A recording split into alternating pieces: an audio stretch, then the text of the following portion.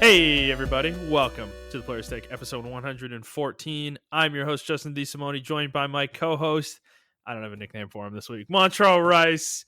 What is up, man? Yeah, we're both tired this week, so it's Dude, understandable. I didn't even think about it, and then all of a sudden I was saying the rigmarole, and I just was like, fuck it, whatever. It's okay. We'll get one for you next week. Don't worry. Montrell, how you doing? I am tired as shit. I don't know if it's just me, Mm-hmm. but this week has been long as fuck. I've been doing a lot of stuff, Yeah, uh, and everything like that. So, I think the last like couple during my months have lunch, been rough, dude. yeah, Yeah, good. yeah, no, it's just been really crazy. No, you're Yeah. right. Last couple of months have been like really fucking crazy. Yeah. I feel like we've been talking like this for like over a year now. I mean, we have, right, with COVID, but it's just like, man, we're always just like, I always feel like I'm so overwhelmed about life. Life is just constantly beating me down. Well, the But, last couple of months have been like really, really testing us. I don't know. mhm. I don't know if you guys are men of faith out there, but I don't know. I'm like, man, God, if you test me, bro, like what else is there? Like uh, Jesus. maybe But we need, maybe we needed to be tested, Montreal. I don't know. yeah, maybe.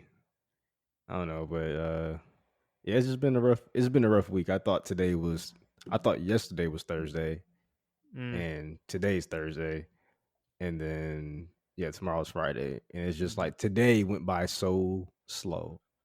Like I don't even remember when I came in today. I mean, I do remember, but I'm like, I don't remember the events that happened.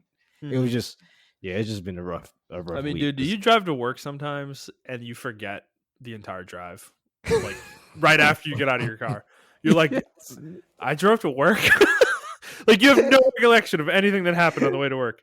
Like none, zero. And dude, I have like a 45-minute drive too. And there's some mornings where I sit down at my desk, I get to the office and I sit down and I'm like, I drove to work. What happened? Like I don't Yeah, remember anything. that was my experience. When I sat down at my desk today, because Yeah, I was trying to think. Because sometimes I park on the street and then sometimes I park in the parking garage. I'm like, yeah, I park in the parking garage today. I yeah. park on the street, and I have to walk like at least 5 minutes to get to my job from the parking garage. So it's like that's like a 5 minute block of me just Like how do forgetting you forget everything. that? Yeah, exactly. We do. Hey, man. I mean, we talk about this all the time. We're self-deprecating about our age, but man, yeah, we old, dude. We can't even remember driving to work. Like, what is wrong with us? Like, we're I fucking. just think we're tired. And it's I not like know. tired in the No, age I know. way. We're just tired as shit. No, Like, our brains understand how useless that information is. Like remembering my drive to work, it's literally the most useless information you could ever remember. So it's like your brain's just instantly like, nope, it's gone. Fuck it. well, I Just got one for you. Have you yeah, ever drove like say like you're not going to work, right? But uh-huh. wherever your Yeah, destination is on the weekend, like you and your wife are going out or whatever, yeah. and you're going to a place and you have to use the same route and you use like Google Maps and then it hits you like, wait, I take this way every fucking day. Why am I using Google Maps to drive? Like Yeah, no, I never done that. It's funny. I was actually driving today, and I was somewhere I don't usually drive, and I was driving like I knew where I was going, and I had no idea where I was, none whatsoever, dude. I didn't have Google Maps on or anything, and I was talking to my wife, and I realized I was driving down a highway for like 15 minutes, and I was like, wasn't paying attention to signage at all, and I'm like, fuck, where am I? Oh shit. I was like driving like I just know where I'm going, and I'm like, I have no idea where I am right now, and that was so yeah, no, it happens, dude. Um, maybe it's just where like one track mind kind of thing. Like I don't know, I can't multitask as well as I used to, and I don't know. It seems like when because I was driving to Top Golf, and it's like the same way to go to work. And it mhm, seems like I was driving on the weekend though, but it seems like it was a completely different highway, and I have no idea why. Like it just mhm. seemed like a completely different highway for me, and it was just weird because I'm like, this is the same Yeah, highway I take every day, so I don't mhm, know. It's yeah. just weird. Trials and tribulations of age. I'm sure it'll get worse as we get older. We'll like be driving and we'll be like, which one's the brake? Which side's the brake? Which one's the gas? Oh God, I'm crashing into a car. It's just part of the fun of getting older. All you young people out there, don't worry, you'll get here someday. I think That's our all. generation though is gonna be like, yo, I'm staying my ass at home. Like, the previous generation, they want to work. Like boomers Yeah. still want to work and everything, but like Hmm. us, we're like, man, fuck this shit. Like, No, it I'm ain't worth done. it, dude. It's not worth it. No, they try to like I don't know. Yeah. You were talking about pre-pod, they were talking about how millennials are lazy. Yeah, And I'm like, no, you guys are such fucking idiots. Like you really think we're lazy? No, we just see the system for what it is and we don't want any part of it.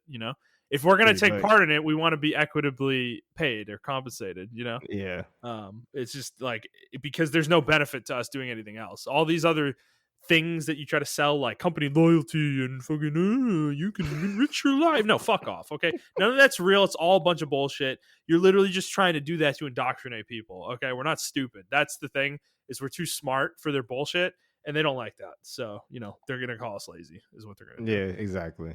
That's exactly So what it is. So fuck I them. will say though, working at this job that I'm at now, Mm-hmm. the last job where you work at, where we both used to work at, or you still work there, Yeah. it spoiled me as far as amenities for the workers. Yeah. Because Yeah. I have to I had to buy I just bought, and I posted on Twitter, I bought me an electric kettle for my Mm-hmm. tea. Because I used to drink tea every day at Chipotle or Oh yeah. Chipotle. And now I have to to supplement my caffeine intake, I have to drink Coke or something because they don't have just a regular on hand coffee maker in the break room. Their break rooms are fucking terrible. It's like two That's vending crazy. machines and two microwaves, a couple tables, and that's it. They don't even have they don't even have floor refrigerators for the floor. They don't have Mm-hmm. those. So it's What? oh yeah, all these amenities are and even my friend, she was like, "Yeah, you guys don't have a refrigerator that you can put stuff in." I'm like, "No." So I have a actual mini fridge. I had to take to work, and I Mm-hmm. took that to work, and that's like my fridge to store my lunches and stuff when I bring it in there. But yeah, it's amazing how just coming from that to oh, this is the real world again. I'm back in the real world. Mm-hmm. I had to kind of supplement myself from my own amenities and stuff like that. So Yeah. that Yeah. stuff really That does sucks. matter. Yeah. No, it does. I mean, there's a quality of life aspect to your job that is, it's important. It is, So, all right. Well, this isn't a slice of life show. I do like me a slice of life anime every once in a while, but Oh, it was a really good uh, one that just came out too. But yeah, continue. I'm sorry. yeah. But no, let me do it right. Okay, this is our weekly show where we talk about video games, video game news, and other topics pertaining to video games. We post at 6 a.m. Central Time on Fridays on Apple Podcasts, Google Podcasts, Spotify, Stitcher, and your favorite podcast app of choice. And please send us questions on Twitter at The Players Take or to our email, theplayerstake01@gmail.com, and we will read them on the show. They can be about anything you want to talk about. You can ask us the most random shit, and we'll probably answer your question as long as it's not inappropriate in some way, even though this show is largely inappropriate. But yeah, we'll answer your questions on the show. So, Montreal, us, our tired asses. Let's talk about video games. It's our favorite hobby activity. Let's start with what we've been playing. Do you want to go first this week, sir? Or would you like me to go first? Oh, you can go first. Okay. I mean, my list is largely the same as it's been in the last 2 months. Apex Legends, Neo 2, Monster Hunter Rise. Those are the games I'm still playing. I don't have nothing to say about Apex. We're a little burnt out on that right now. The new season comes out in a couple weeks, so I'll probably jump back into that when that comes out. Neo 2, I am getting deeper in that. Still enjoying it. My burnt outness has cooled off a little bit. The end game in Neo 2 is fucking bonkers, dude. How deep it is. It's absolutely absurd. I was doing research on it the other day, and it's crazy. There's Yeah. 5 new game plus levels that you can go through. And they all have different gear levels and stuff. You can continue progressing in each one of them. So the game's pretty nuts. Not gonna lie. I'm kind of looking forward to digging my teeth into it all the way and seeing how far me and my brother and I can get. If you ever Okay. decide to pick this game back up, Montreal, I will co-op with you. But Okay. we just gotta get there. Yeah. Monster Hunter Rise. I am basically done with the game. I'm still in the end game phase of grinding gear and stuff, and I'm still enjoying it a lot.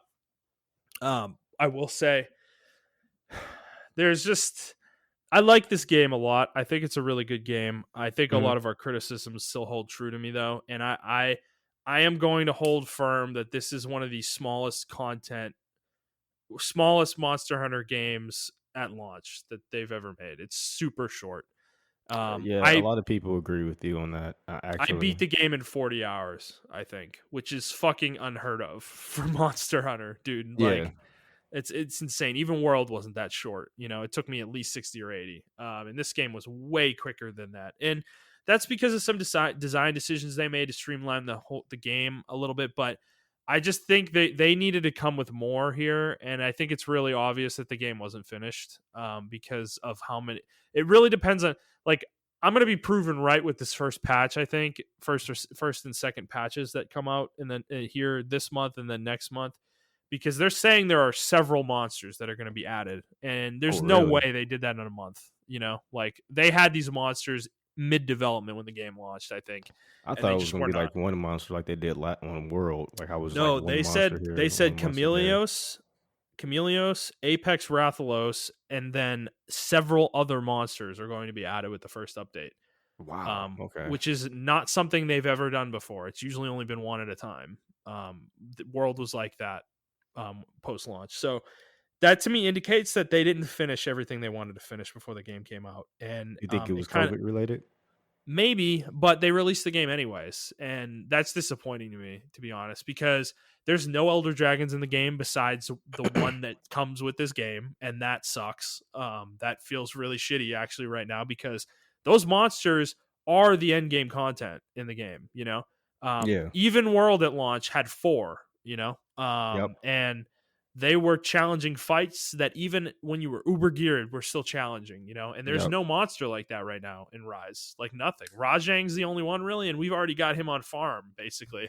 Like he's just not that hard of a fight, and he's not as hard of a fight as I remember. He seemed harder in World actually, to me. So I don't know if they toned him down or what, but yeah, it's just the game's like there's nothing to do right now. And I mean, I'm farming in-game gear, but I've seen you kind of opine on Twitter that the lack of G rank just like ruins the whole thing for you because you're going to do all this work, right? And then it's going to be wasted in a year, when G rank comes out Yeah. because it's all going to be nullified. So I am still playing it. The only reason I'm still playing it is because all of our friends are. That's literally the only reason. Once they drop it, I'm done. You know. Yeah, I thought about getting back into it just because them, and I didn't want to leave them hanging because it seems like every time one of our friends jump in on it, we're like, ugh, we're so burnt out of it. Yeah. So I think I'm Yeah. going to jump back in it with you guys next time you guys hunt. But Hmm. yeah, I mean, I don't really have too much else to say about it besides what I said on Twitter. I think the game's really good. It would probably be the best Monster Hunter out if it just had more content. No, Like it will be that's the best Monster Hunter out when G rank comes out. see That's it. that's why I can't give it that mantle. Like I I can't give know. it like I know. I know. yeah. It's just and I think enough criticism now because I'm seeing it on Reddit. I'm seeing it on the subreddits. Unfortunately, the YouTubers, they aren't really they touched on it, but then some of them like kind of backtracking on it or whatever.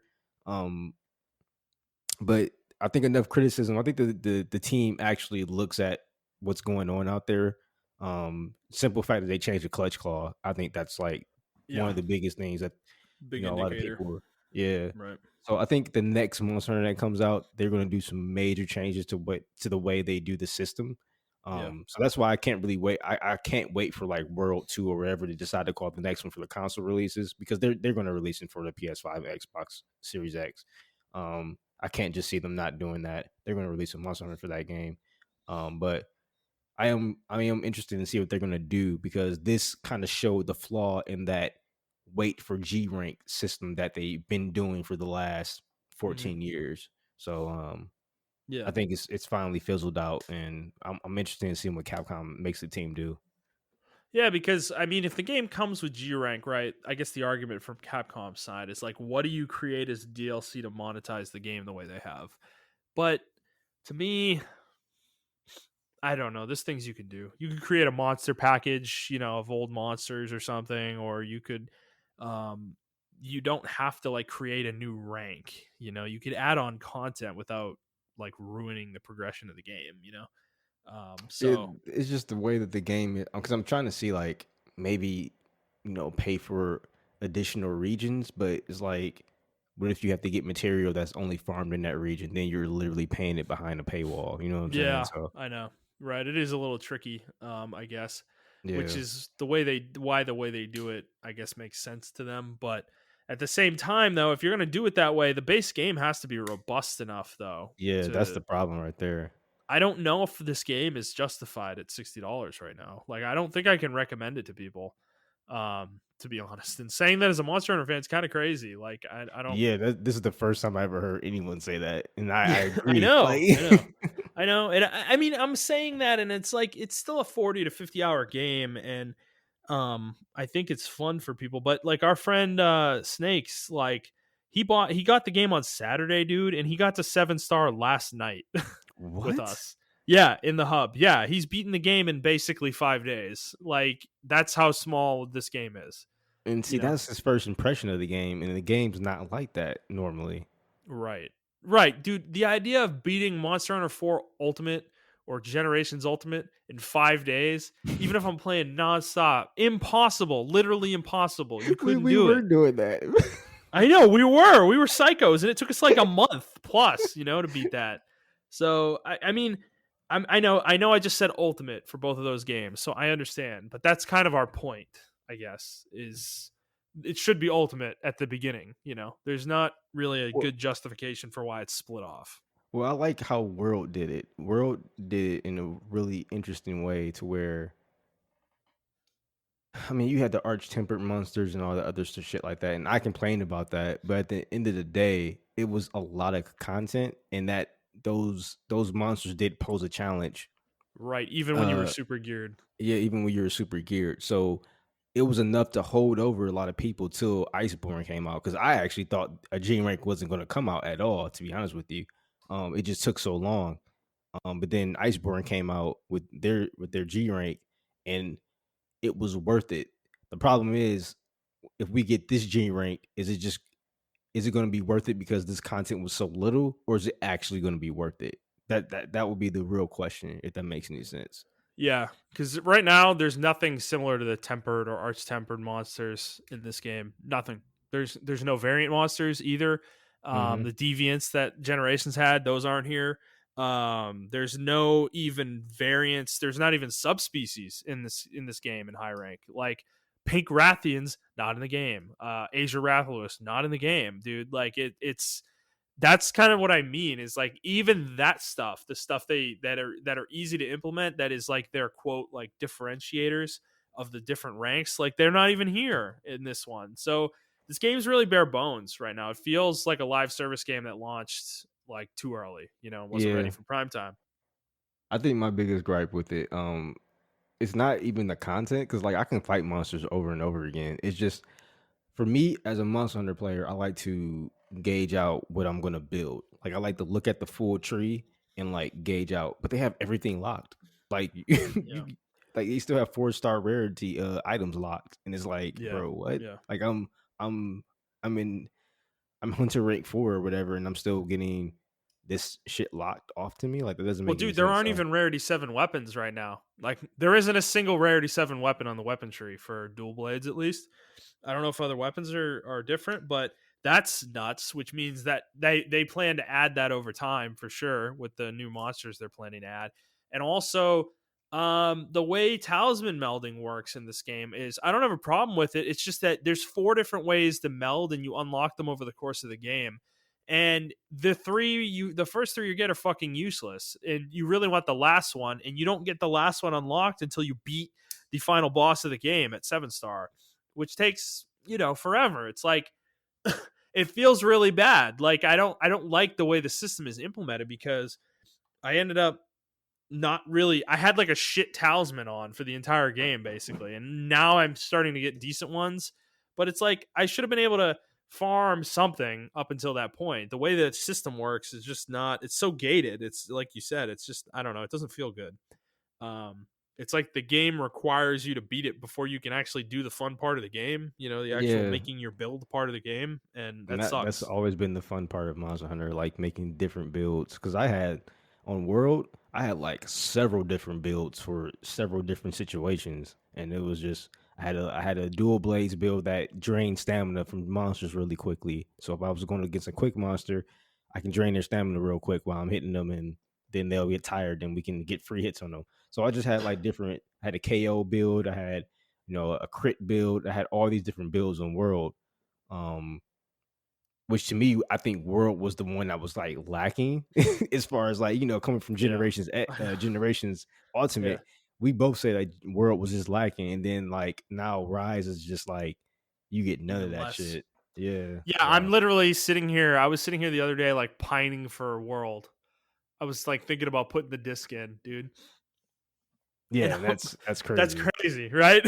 After what we said about that game at the end of it, that like I don't know, like even with the clutch claw, I'm still sitting here thinking about it. Like at least that game is complete and like feels complete, and I can like I can actually farm like full on builds and stuff, and there's content to do and things like that. It's like Yeah, I don't know. It's just it doesn't it doesn't feel good right now, and I don't want to sound too negative. The game's fun. It's a good game. It's still a good Monster Hunter game, but I would say if um, you guys are interested in Monster Hunter still, if you were listening and you haven't bought it yet, I would wait for the PC version because it's probably gonna have all the content you would I probably agree. want. Just wait for the ultimate version because there will be Yeah, so many monsters in the game by that point. Like there'll yep. probably be 70 or 80, which And is don't worry about people. over Yeah, double what we have now. yeah. So Don't worry about people not being able to hunt with because everyone's gonna come back once the ultimate version comes out. So yep. if you can just wait and hold off for a year, I would do that. Because I'm probably not gonna pick up the game back until I'm gonna pick it up again in a couple days. But besides that, once everyone else is done, I'm gonna be done with it and probably not gonna Hmm. pick it up until ultimate comes out. Right. So other than Monster Hunter, I did pick up Final Fantasy Tactics on Vita. I actually already owned it, so I just downloaded it and started playing it. And yeah, this is a much better experience than my phone. What I'll say. The funny part about it is that I haven't played Final Fantasy Tactics in like years. I don't even know. I think it's been over a decade probably since the last time I played it. Well, maybe not that long, but I forgot a lot about this game. And man, it's such a fucking good game, dude. Ugh, it's such a I know I prefer Tactics Ogre, but I have to tip my cap to Square with FFT because it's just such a magical strategy RPG. It really Hmm. is.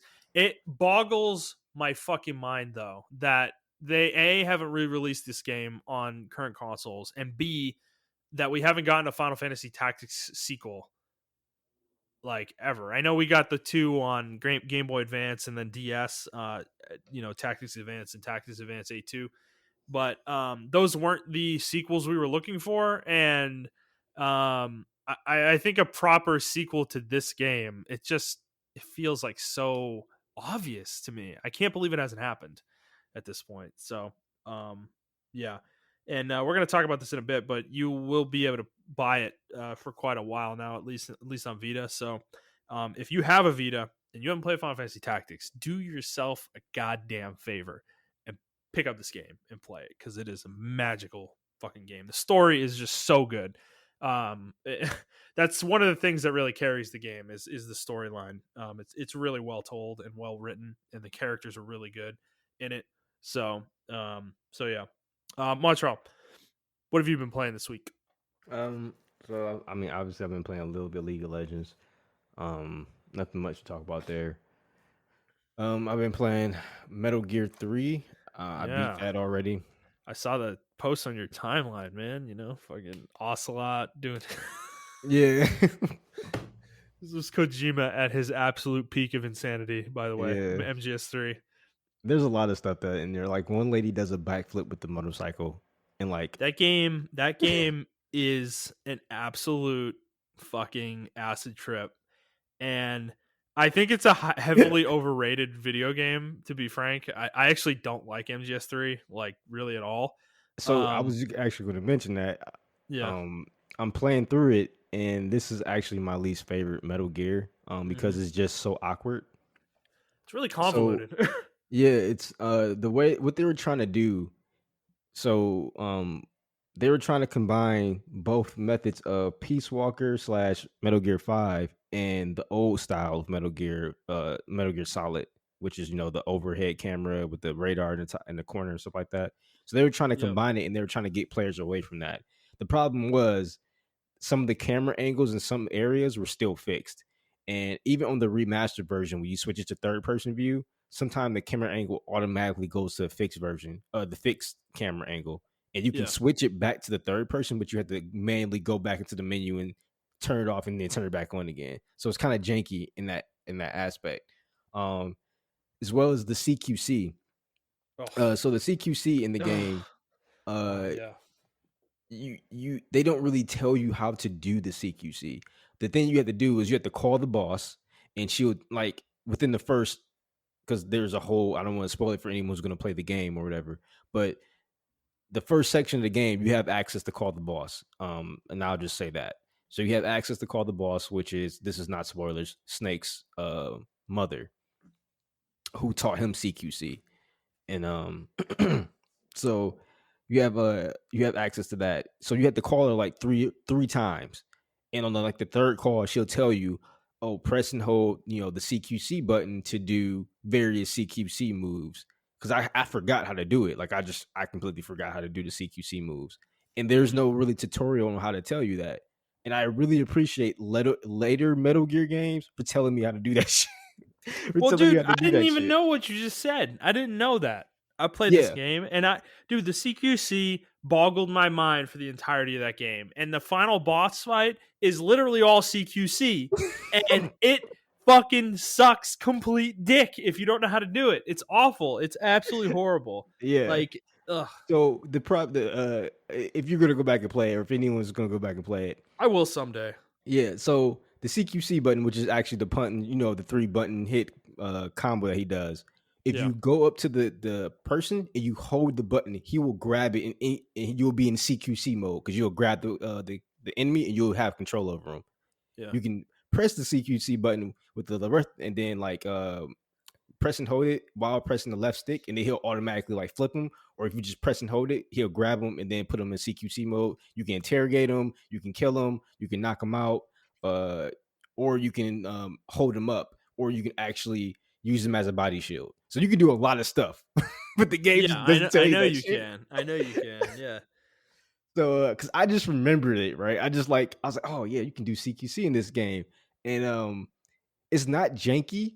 It's just you have to learn how to do it because the game is not it's not forgiving as it is in Peace Walker and Metal Gear 5. So Yeah. Peace Walker, actually they perfected it in portable ops, but I can't get my hands on portable ops because I don't have a PSP anymore. Um but the order of operation is Metal Gear 3. That's the first one. That's in the chronologically. That's the first game. That's the first Metal Gear. That started everything. Mhm. So that's Big Boss, and then you go Peace Walker, or I'm sorry, then you go Portable Ops, and then you go Peace Walker. I don't have Portable Ops, and it's not really a big story thing, but it does tell you how you got your little mercenary army and why Snake is doing the things he does. So that's where you go into Peace Walker. You have your little mercenary army, but you don't have Mother Base yet, like you do in 5. It shows you how you got Mother Base, the original Mother Base, and then obviously if you guys play Ground Zero, you know that Mother Yeah. Base got taken over, and you had to build Mother Base up again in Metal Gear 5. Yeah. And that's not spoilers. That literally happens in the first 20 minutes of both Ground Zero Mhm. and Metal Gear 5. Um, but yeah, so Metal Gear Peace Walker is actually a really good fucking HD remake. It's still a PSP game, but they upped the graphics and upscaled everything. And the CQC in that game is fucking good. Like it's really fucking good. Like they tell you Yeah. they have a section of the game where they have a tutorial on how to do various CQC moves. So I like it. The only problem with the game is it's not in the adventure style that it is in all the other Metal Gear games. So there's not a huge world map like like Metal Mhm. Gear Solid 2 and Metal Gear Yeah, Solid isn't it more 3. mission based? It is more mission based. And Peace Walker actually Okay. takes the more mantle of Metal Gear 5. Metal Gear 5 is nothing but Peace Walker, but on a larger scale. And I didn't realize it until I played Peace Walker again. And I was like, oh shit, yeah, Yeah, this is I never nothing but. played Peace Walker though. Is it worth it? If you can find it on sale, yeah, I think it's an okay, decent game. Okay. Um, Is this on Game Pass, by the way? The I'm not remastered sure. collection. I bought it, so I should check it out. you can just probably check it out though. Because Um, Sony doesn't want me to play Metal Gear apparently. So you can play it on the PlayStation Now. oh my god, fucking So the thing I did kill find me. out about PlayStation Now, guys, is I know we were ragging on it. I'm still gonna rag on that shit. We were right partially. So PlayStation games from PlayStation 1 through 3, you can only stream those games. Yep. PS4 games you can download and stream. I didn't know that. You Is it can all download. PS4 games? I thought it was only a selection. From what I heard, it's like 90% of PS4 games. Okay. Okay. Well, That's that's I think better, I that's a guess. decent amount. Yeah. So you can stream, you can download and play those games, but yeah, 1 through 3, you can't do that at all. So still Yeah. fucking sucks. They actually just released a poll. IGN just did a poll, and I think it had like 5,000 people who voted, and overwhelming majority of people they said, "What do you want the next feature update to be for PS5?" And everyone said the ability to play PS games 1 through 3. So But Jim uh Ryan doesn't think we care about those games. yeah.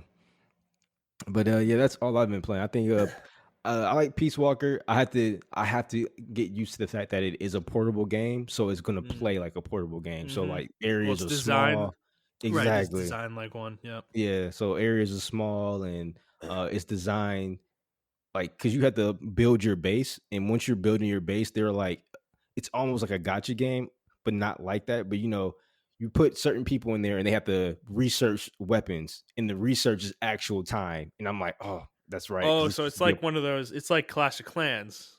yeah. There's like a timer on things. Oh But God, it's not as like fucking crazy as class. It's maybe like 20 not like minutes or 30 minutes or something like 85 that. hours. You have Yeah, to wait. it's nothing like that Yeah. crazy. It's just like this was designed for a portable game because so you put it in your pocket, go to work or whatever, then you come back and then your base is built or whatever the fuck, Hmm. so that's what it's designed for. But Hmm. you can get through the majority of the game without upgrading your stuff. But there is like an upgrade system. You can also send different soldiers and play as other soldiers on alternate missions that are not the main missions. Hmm. You don't have to play as Big Boss. You can play as like just regular soldiers that you send out and stuff like that. So I Hmm. thought that's cool. You can also do that in Metal Gear 5 as well. Uh, So, the best moment in MGS3, my favorite moment in MGS3, because this game is a James Bond, parody yeah. game as well. That's part of it. Um, is when he's climbing the ladder out of the underground, and the game plays the entire theme song Oh, as that's you're climbing out of you're climbing the ladder. It's literally like a 5 minute ladder climb too. so Like that's a running joke, right? Because you did that in uh Metal Gear Solid 1. You remember, and it was yeah, just fucking silent. yeah. It's so fucking funny though, dude. Because it has this James Bond theme song where it's like Snake Eater, or it's like one of those songs, and yeah, it's just so funny how the music like comes on really slowly too. You hear like the beat coming, and you're like, oh no, what are they doing? What are they doing? And then all of a sudden you're climbing and you're climbing, and the song's playing, and you're like, okay, I mean, how long is this going? And then Snake starts saying like, this is a really fucking tall ladder, or some shit. It's just fucking funny, dude. So there is some humor in MGS3. I'm not gonna lie, the game is really fucking zany, but I think Kojima was like in like he had like no one telling him what to do with that game. Like that was fully just his like no one at Konami was like, okay, dude, like calm down. No, he had full reign, like full control to do whatever the fuck he wanted with that game. So Yeah, there was one part that I was just like, "Oh yeah, this is definitely an early 2000s game." When you first meet Eva and she has her motorcycle suit on, mhm. Yeah. For no fucking reason. She just unzips half of it. Her breast, like her, she has a bra on, obviously, but her breasts are I just know, out. I And I'm like, remember bro, that. what? Oh my god, dude, I remember that. No, and the Ocelot thing that you put on Twitter, the like 35-second clip of Revolver Ocelot just flipping two pistols. Like what is he even doing? Like, what is the purpose of any of that? Like, like, bro, what are you like? Is that supposed to be impressive to Snake? Like, is he like, oh, you're a big boy, you can flip guns in your fingers? It's such a weird game, dude. And I love every moment of it. I know it's campy as hell. Okay, I know it's actually a really good like the content of the game is good. It's just the way the game plays is really awkward. I Yeah. don't feel like it plays great. That's like my biggest issue with it. But in terms of the story and just the shit that happens in the game, it's fucking bonkers. You know, the characters are crazy.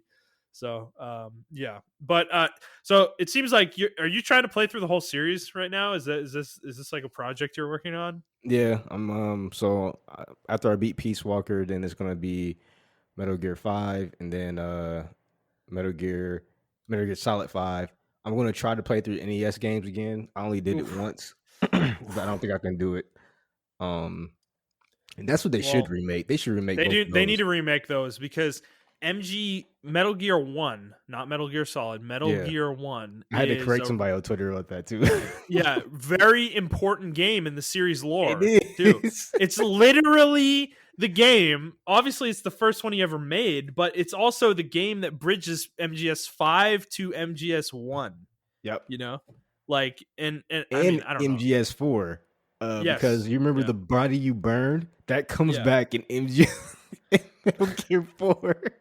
Yeah, I've never played Metal Gear 1. I know what happens though. Yeah. Cuz that's a game, I mean, I don't know if spoiling this matters really cuz I mean they tell you the second you boot up MGS1, that Snake beat the big boss or whatever. Yeah. So yeah, this is the game where the Solid Snake defeats Big Boss And he becomes like the code and name Snake. he becomes Snake, right? And he is going into Mother Base. Like Mother Base is the level that you're trying to like sneak into or whatever. So having played the whole series, it's actually a really cool concept. It makes me want to play it, but I do kind of agree with you. I wish they would actually remake it. I feel like that would be that would have been the next game probably if Kojima was still at Konami. Well, I think they should do it regardless of the fact. I think it's a great way to get newer fans into the game, um, into that franchise if you want to make money off of it. I think Metal Gear 1 would be a great remake to just do. I remember someone was trying to Mhm. do it and then Konami sent them a cease and desist. Um, Oh, but they had like half the game done in Unreal 4. So yeah, but yeah, I think yeah, it's an important game. I really love Metal Gear. Yeah, because you fight fucking Gray Fox in the fucking yep, that's yep, before he becomes the ninja. Like you fight him yep, in the fucking yep. minefield and everything like that. Because Mhm. they reference all that shit in Metal Gear Solid 1. Like, oh yeah, I fought you in the fucking minefield and Yeah, you dude. killed me Yeah. and shit like No, that. that's the funny part about MGS1 is like they reference Metal Gear 1 a shitload. And when I first played it, I'm like, what are they talking about? Like who the fuck are these people? Like they all know each other. What is going on here? But I learned about that reading the lore. I never played the game, but I went and read about Metal Gear 1. And then I mean there's a Metal Gear 2 too, isn't there? Yeah, it's a direct As sequel. well. Yeah. Yeah, so there's a lot of shit that happens in both of those games. It's actually really important in the series lore. It's really funny. So I don't know if someday, like you, I decide to play through all the games again. I may actually play through both of those, but yeah. So yeah, Kojima was crazy. I do miss Metal Gear. It's been a long time. I feel like MGS4 was the last one I actually enjoyed, probably myself. You said Metal Gear 5? Metal Gear Solid 4. Metal Gear Solid 4. I actually did not enjoy that game. I know most people hate Metal Gear Solid 4, It's and not because the gameplay is actually really fucking good. It's just it is. there's It not is. enough of it, if that makes any Yeah. sense. It's like a movie almost. Like I give that the Mhm. same criticism I give like people give The Last of Us. They really don't give Metal Gear 4 solid the Mhm. same fucking Yeah. chops for it. Like they don't give them the same shit for it because Metal Gear 4 deserves that same shit. Like that is legitimately a fucking movie. Like Kojima was like, I'm just gonna make a fucking movie. Fuck y'all. Yeah. Well, yeah, unfortunately, series is on ice, it seems, right now. So, all right. Well, Montreal will continue to update us on his journey through the Metal Gear series uh, as he plays through it. So, let's move on to the news on Montreal. So, the biggest story this week is Sony.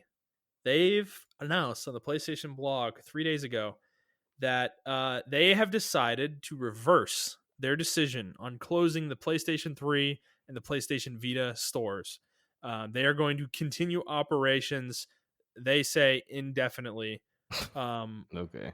for the time being. And then the PSP store, though, will still close as Okay. planned on July 2nd. However, just a caveat here, that store is already significantly neutered. It was a few years ago, so we're not going to be losing much there Yeah. in terms of functionality. So, I mean, I actually haven't seen a lot of reaction to this Montreal online, but how are you feeling about this? Do you think this is the right move? Jim Ryan posted this actually on the PlayStation blog, by the way. So, Well, yeah, it's the same to your same comment as well. Like I didn't see a lot of reaction to it as well. A lot of people were like, "Oh, okay," and that was it. I thought it was like a huge deal.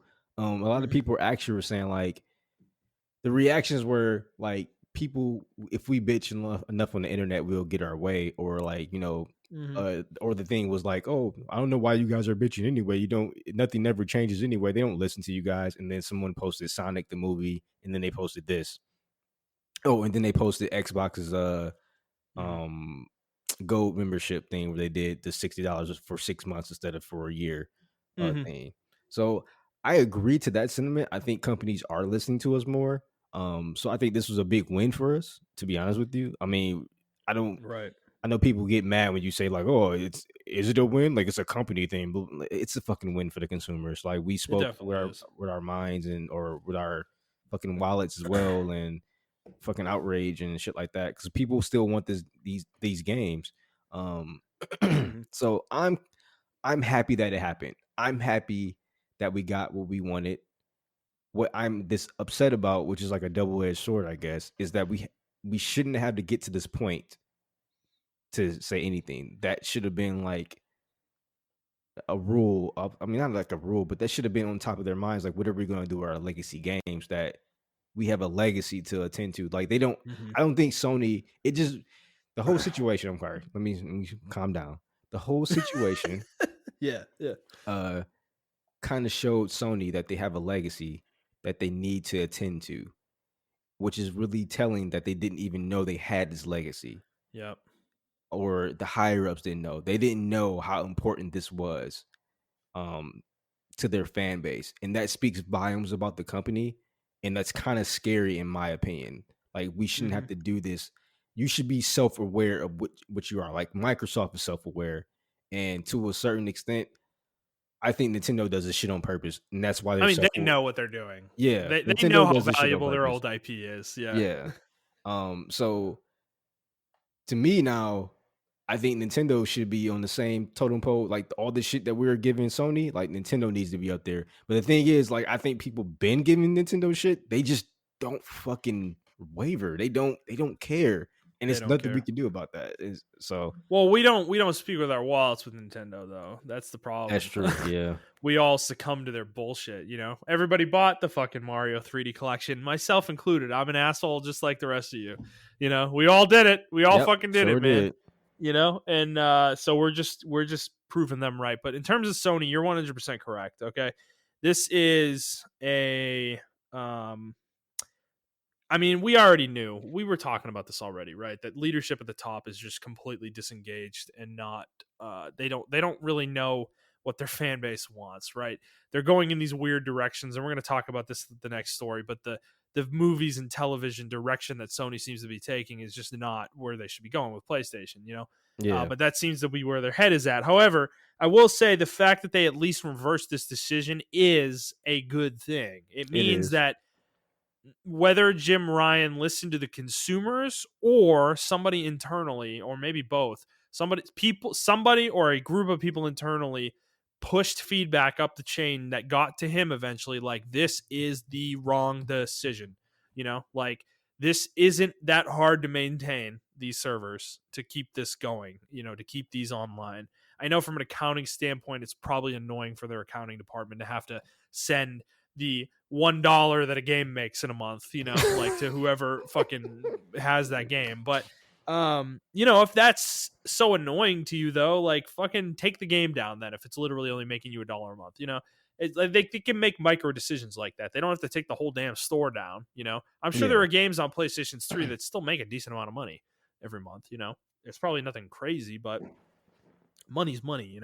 So to me, I think this is good. I hope that for Jim Ryan though, this is like an epiphany moment that maybe there's some other things he can be looking at, in terms of how to drive PlayStation business. Yeah, I Because agree.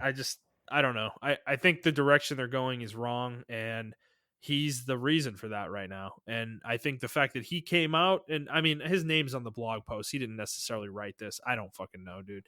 Who knows? But I will say though, having worked in corporate culture, decisions like this don't often get reversed when you have bad leadership. The only way it happens is if they listen to their people internally. So I really think there's some people inside Sony that really drove the reversal of this decision, probably. And you know what? I thank those people.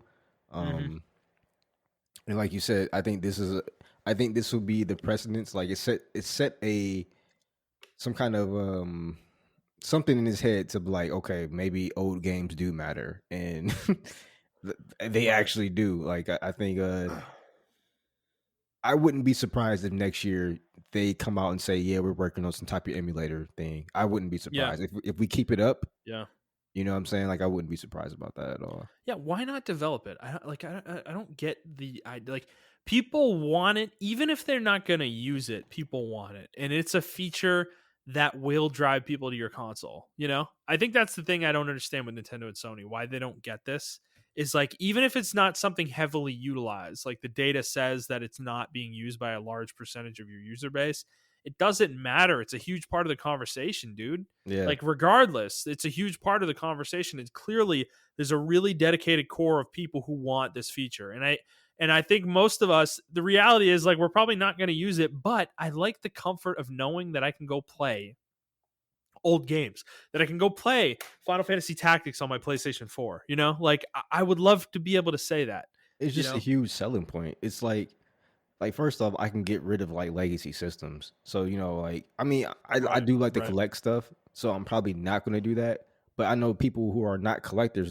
They literally just have it just in case they want to play it, and I'm kind of like that.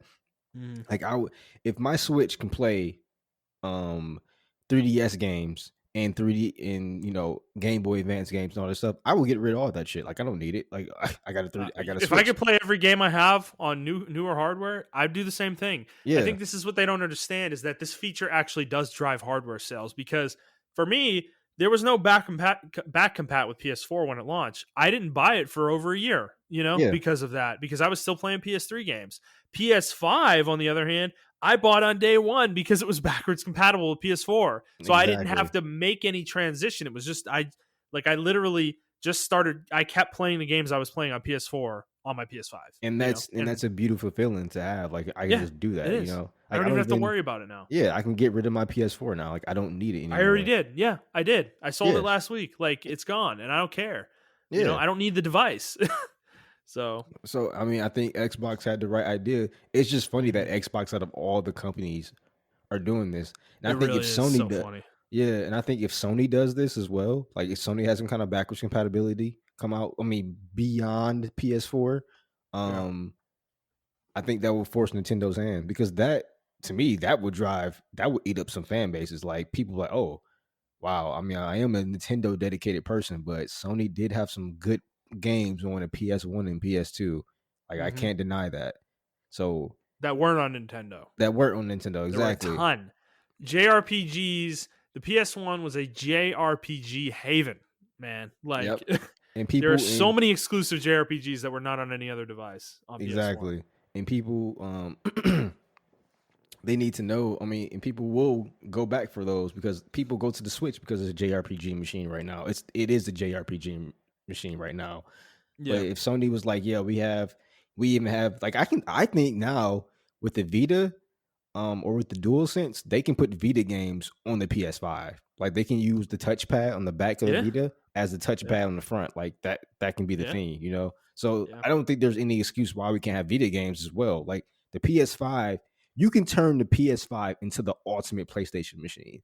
Like Hmm.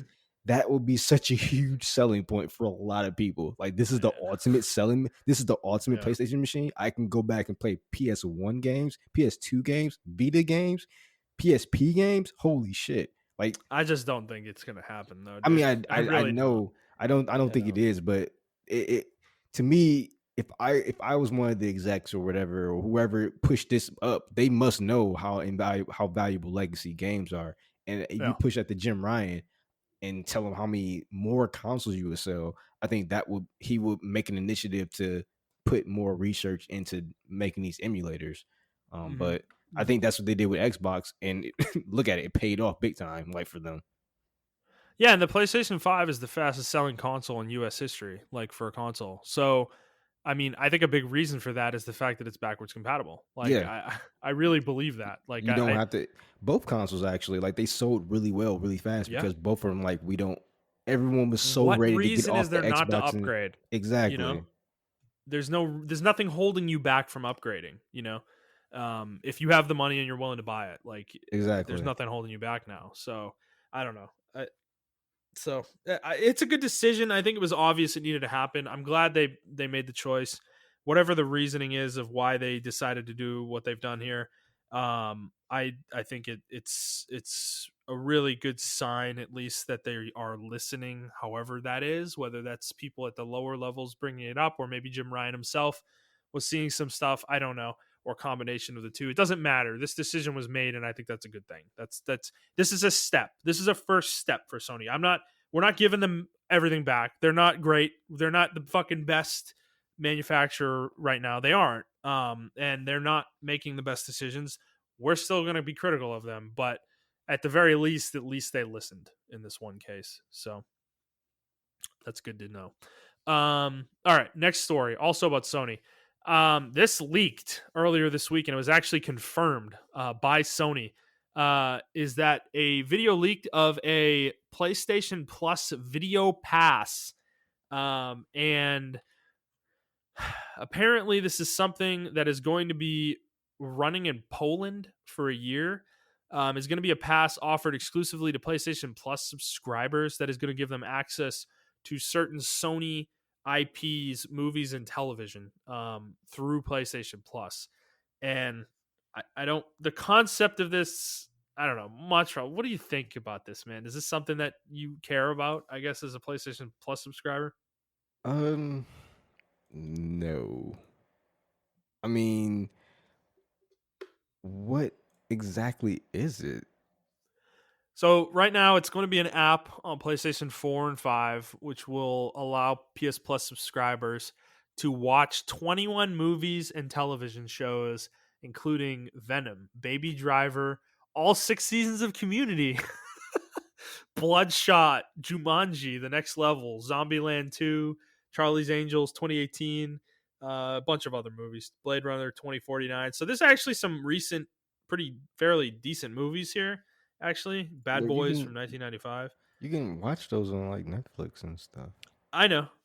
Well, they may pull them off at some Well, point, yeah, they may have pulled them off, but but yeah. I mean, this is my point about their like drive right now. They seem really television and movie focused in terms of what they want to drive with PlayStation, and it makes no sense to me. Like I mean, this is something they can do that is easy to implement and doesn't cost them anything really because they own all these movies and IPs yeah, for the most part. So I mean, it I, makes sense I to do that. Yeah, I get it, but this isn't really going to drive anything, I don't think. Like, is this going to drive anybody to go subscribe to PS Plus? I don't think so.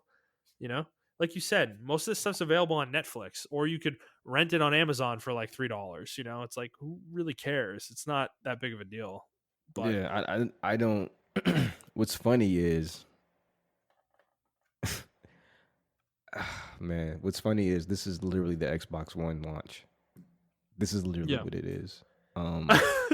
It's what Xbox wanted, man. Yeah, like this is what Xbox wanted. This is what they were talking about. I guess the difference is they didn't stream. They didn't. It was the presentation was wrong for Xbox. How they just presented the Xbox and everything like that. And I think PlayStation's doing a lot better with like little tidbits here and there. But they're Mm-hmm. still having good games come out as well. But I actually question how long we're going to get that before they just start turning the PlayStation into a Blu-ray machine for movies Mm-hmm. and TV. You know what I'm Yeah. saying? I think they're, like you said, they're really focused on TV. And it's now affecting the video games. I think that Last of Mm-hmm. Us thing was like a huge. I don't think people understand how huge that was. For Mm-hmm. me, I still think it's like very detrimental. Like it's a sign of the times for like Sony first party studios. Like, yeah, Yeah. they may not touch Insomniac or they may not touch any other ones, but it's like only a matter of time before they do tell them to start making stuff that they don't want to fucking make. And I think it's a really slippery slope. Um, that's just what I feel like. But I mean, maybe this Yeah. TV service doesn't affect that at all. It doesn't affect the video games at all. They got a separate division. I mean, I know Sony used to be a huge TV conglomerate back in the early 2000s and 90s, and they're probably trying to get back to that. Um, and I don't blame them. I mean, take advantage of what you got from where you got it, but at the same time, like I think they're just treading. This is not the right time to be. This leak was not the right time for this leak to come out because we just got the legacy shit, and now you're talking about TV, and you're I know. saying, and your CEO just said, or it's a quote out there still saying that he like legacy games don't matter. So Mm-hmm. to us or to a lot of people, that's you're just saying video games don't matter at all. But So yeah, like legacy television shows matter, legacy movies matter. Like, exactly, yep. what's the fucking difference? You know, I mean, I don't know. It's it's it's not the greatest. I mean, this is just a trial thing in Poland, so this isn't going to be worldwide anytime soon. It seems like they're just trying it out. So it's possible that this just flops and we never hear about it again, you know, to be honest with you. But the fact that this is where their head is at, though, for adding value to PlayStation Plus, this is not where it's at for me, you know. I don't care about this. I don't want this. I don't even watch that much television. Like, I'm a gamer. I want to use my gaming console for gaming, you know? Like, that's what I do. I don't watch Netflix on it. And I know some people think that's crazy. Like, I know there's a lot of people out there who like swear by the console apps for like Netflix and Amazon and shit, but I don't care. I use my computer for that, you know? I don't know. So to me, this is useless to me. I don't really care. And I don't think Sony's movie IP is really that strong anyways, to be honest with you. It's not like they Yeah, have that much I think available to them. the one they got is like Spider-Man. That's like the biggest one that I can Yeah, remember. right. So Right, and they're already letting Marvel have they've been letting Marvel have that back in a limited way yeah, for a while now. So it's I don't know. There's it's just weird right now. I feel like Sony's like we said, I still think things like this kind of indicate they're kind of lost a little bit. And maybe what it is that Jim Ryan thinks that there isn't enough growth opportunity in video games mm. and he's looking for other revenue streams for And the that makes company sense. Sony, I you get know. that. So So, I can see that, but yeah, because their I, technology division is like almost like basically dead in the water. Like I haven't seen a Sony phone in forever, which yep, is and funny because they Sony used to be the marvels of technology. Now they're mhm. on the back burners of that. I mean, even their television division is like not really that huge of a driver Yeah, exactly. of revenue. So yeah, I mean, if we do get an update for this, that a trial starts here in the U.S., I mean, we will for sure update you guys on this. But for right now, it looks like it's just going to be in Poland. So, um, yeah, that happened. All right, next story. Lord of the Rings. Jason Schreier from Bloomberg reported this week that the Lord of the Rings MMO that was being made by Amazon has been canceled. And dude, it just gets worse and worse for Amazon every time we talk about them, dude. Like, I don't understand what is happening in their games division, but it's just failure after failure after cancellation after cancellation. You know, New World is like the only project they seem to be working on right now, which is another MMO that they're working on, and that That's got the one I thought it delayed. got canceled. I thought that one was canceled. Yeah, That's not New no, World. It's it Lord of got the Rings. You delayed just this said Lord of year. the Rings, yeah. And Yeah, I was it like, got actually looking delayed forward. this year, Yeah. and yeah, so I don't know what else they're working on if they're working on anything else. But I mean, what does this cancellation say to you? That they're just not ready for whatever the fuck they're wanting to do. I think No. my problem with Amazon is I think it was the same issue with Microsoft. Um, they just have too much money and not they don't know what to do with it. So I think Hmm. when people go to these studios, they pitch them these ideas and they're like, "Okay, cool, greenlight it, we got it, just do it." And then when it comes, there's really no one managing it. They don't know how to manage the games, like a EA or well, I can't say EA because it's fucking Anthem, but like a Activision or something like that. Like even though we hate them, that they get these games pushed out. You know what I'm saying? And Yeah. uh, I don't think they have that management there because they're still new to video games. So they need to Yeah. hire experienced management to do it. It's just weird. It must be something going on with them because it's just weird because like we don't really hear about like um industry veterans going to them because you would think that would be like a surefire Mm-hmm. thing to go to like, oh I mean, well, they have money; they could throw it at people. exactly. And so it must be something that we don't know that's like an inside thing, to where like people are just not, they don't want to go to Amazon Well, because it could, dude. It could just be a leadership thing. Like they clearly have bitten off more than they can chew. With they have an insane amount of money and power and the ability to throw a lot of people at stuff like this. But the thing is, making an MMO and then a live service shooter game, your first attempts at making games, and then another MMO that you're making as well. That's those are ambitious projects, dude. That's not something you should really be making your first game be, you know. And I don't think, I know Amazon is not the type of company to make a small splash in an industry, but video games is just not some place that you can just come in and make a fucking great game out of nothing, you know. yeah, Like, you need experienced people, you need people who know what they're doing, and you need to have a vision for what you want, you know.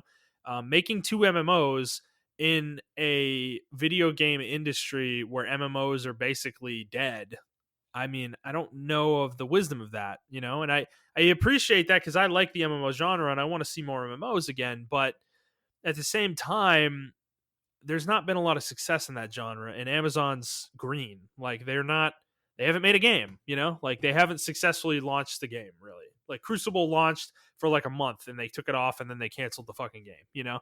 Like, it's not been pretty for them. So, yeah, I mean, to me, it's just, I think it's all those factors. It's probably management's not great. I think, meaning that a lot of talent probably goes there in interviews and is like, I don't think I want to work for these guys. You know, I don't think they have their shit together, you know? yeah, And that makes sense. I mean, I think a lot of people, once you're a professional and you know what you're doing and you're good at your what your career is, mm-hmm.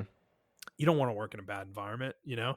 And to be honest, Amazon's monolithic. They're humongous. It's so easy to get lost in that. Yep, you're right.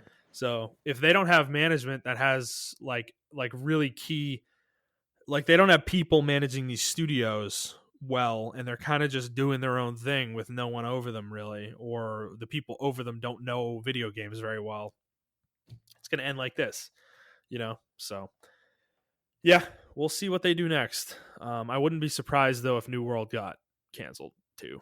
That's the next one. That's the next domino I'm waiting to fall, you know. Mm. Yeah, I was looking forward to this Lord of the Rings MMO because I Me think too, dude. they have the lore, they have the settings, and Hmm. it's just ripe for MMO. But I guess not, man. I mean, we have one. It came out in 2005, Lord of the Rings Online, Is that but that still game's so operational? old. It is still operational, but that game is so old at this point. It's like Okay. something new that's different, also set in a different age, as Yeah. well. It was supposed to tie into their TV show that they're making, Mm. as Okay. well. That was the other plan, and it probably is just not going to be ready for prime time, so they said fuck it. But um, Yeah, so we'll see. We'll see what they do next. All right, Macho, we got a couple more stories to get through here. The next one, Fantasy Star Online 2 New Genesis has gotten a release date. It's coming in June of 2021. That is not far from now. It's 2 months from now. There's actually a closed beta test happening next month in May, and then the game is going to be coming out in June. So, I mean, Montreal, we both were pretty hyped for this when we saw it. Are you still feeling the same way you did back when we first saw it? Yeah, I'm actually seeing people in the comments who like hate this, who are looking at it and hating it. But I think it's Mm-hmm. a really good update that's needed because I played. Remember when they ported it over PSO to the Yeah. Xbox, and I was like, "Oh man, I finally get to play this game," and I was like, "Oh, this is like 8 years too late." Mm-hmm. So Right.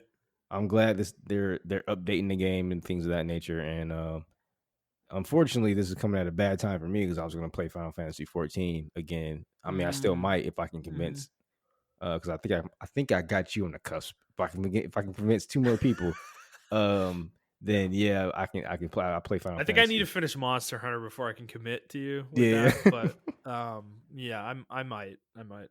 but yeah, I think I'm looking forward to it. Like I've been looking at gameplay footage of it randomly here and there, and I just think the game looks phenomenal. I think it's the Fantasy Star that I Yep. wanted, that I Yep. thought Fantasy Star 2 was going to play like back in the day. But this is Yep. like a more updated version of what I want, if that makes any Yes. sense. It looks like a modern video game. Yeah. And I think the only thing I'm worried about with this is how much content there's actually going to be, you know. That Yeah. that seems to be really up in the air. People don't know. They haven't talked about it very much. So we'll see about that. But I am gonna check this out. I think. I mean, the game's free, so it's gonna be free. So there's not really a reason not to check it out. Honestly, like you, I've always been morbidly interested in PSO2, and I played it a few years ago, and it just wasn't it. You know, it wasn't the game I wanted. This looks a lot more up my alley of what I want out of this game. You know, so Yeah. that's exciting. It looks cleaner. It looks more. It almost reminds me of like Star Ocean a little bit. I mean, obviously they have similar styles, but like just I don't know. I love the aesthetic of these kinds of games. So I'm excited to check it out. But June, that's sooner than I thought too. You know, I really thought it was going to be later this year, but yeah, it's good to know. So PSO2 in June, we will give you guys our thoughts when it comes out and we decide to play it. So, okay, final story, Montreal. This one's a biggie. It's a big one, I feel like, for our podcast. So we're both Tales fans, Montreal and I.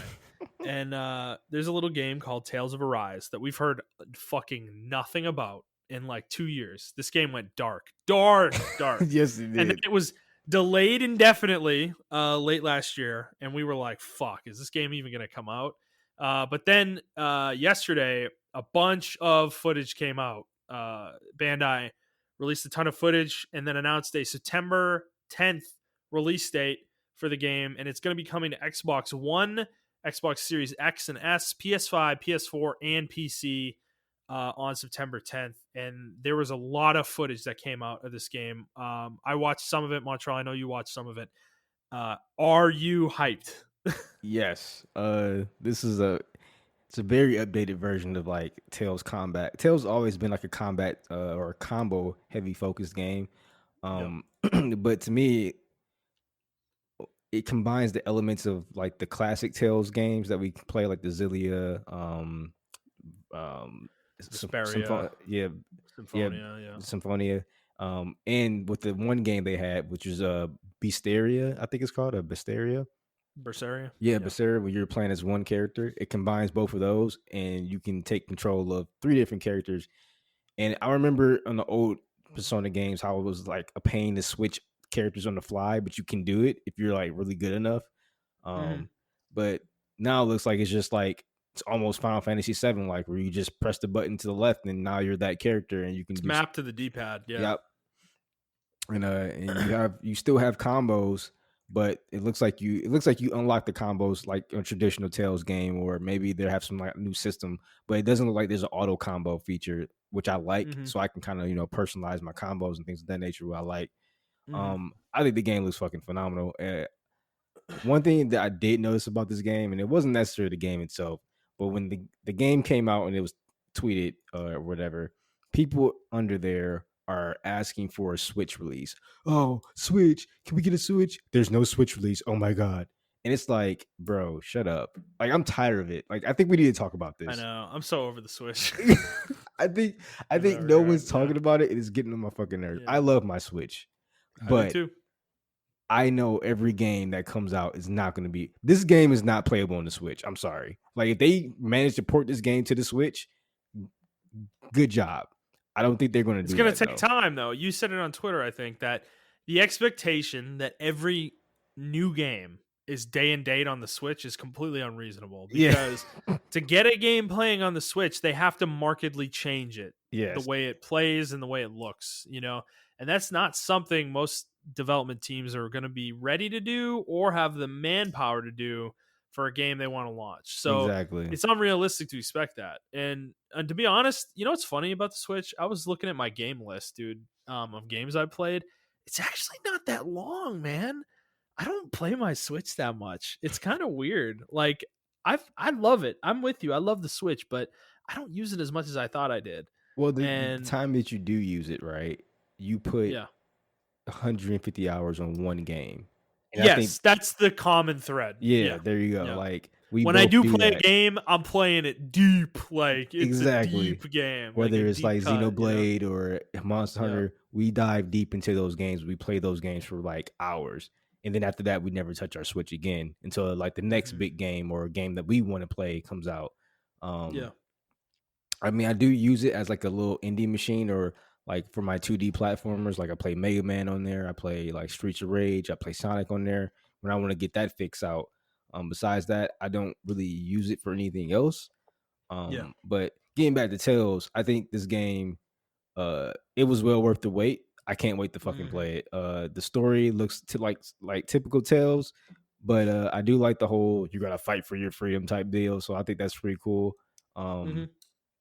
The characters look really cool. I think all of them look Yeah. cool.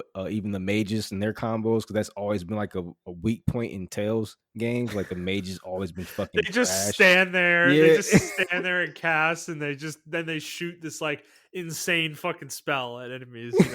Yeah. They like So use earthquake on the entire battlefield. But they're standing there for like 15 seconds going. exactly. So I think that's a huge upgrade because I love playing games where the mages have combos, and I think that's just fucking. Mhm. There's rare games that do that, but when they do it, it's always fucking cool to see. So I'm really stoked for a game. Yeah. So my take on this, I'm really excited for it too. It's about time Tails kind of grew up a little bit. But I will say the combat looks fucking excellent. That I'm not going to deny. That for sure is the most exciting part of the game, and it's the most important part of the game as well because you're going to be fighting a lot of fucking battles in this game. That's what you do in the series. You fight battles. That's like the game. But the exploration in the open world part is honestly, I think it looked a little bit too similar to the older games to me, where So the areas seem pretty small and they're kind of rigid, like corridor-esque, in terms of their design, and that's a little disappointing, I guess. But go ahead.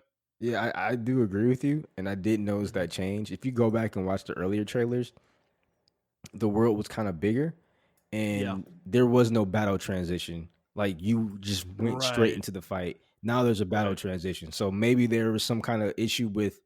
I don't think it was necessarily a hardware limitation thing. I think it was just like the flow of the game. It just didn't flow well. Like, they They couldn't couldn't. get it to work the way they Yeah, wanted. Yeah. exactly. So they had to go back to the traditional, battle screen thing, Hmm. which is okay. But it's not like.